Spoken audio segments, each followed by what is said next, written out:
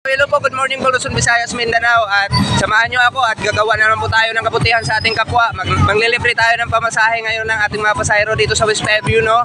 At shout out po ako sa nagbigay ng panggasolina sa aking motor para panglibre daw ako. Shout out po ako dyan sa Taiwan, taga Taiwan, no?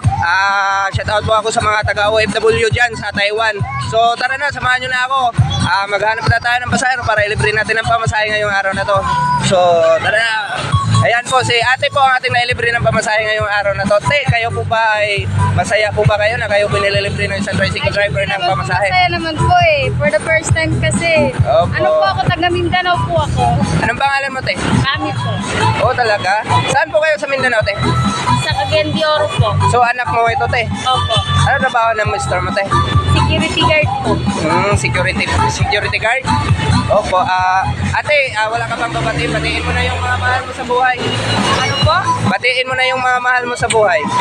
Mahal mo sa buhay, asawa mo. Ay, syempre, yung asawa ko po, pumapasok po sa video ko. Opo. So, yung mama, papa mo, batiin mo na, taga Mindanao ka pala, Bisaya ka pala. Yung mama ko po, andun po sa asawa niya, pumapasok po yung asawa niya. Opo. Syempre, anak, basta hindi ko na ano kuya eh.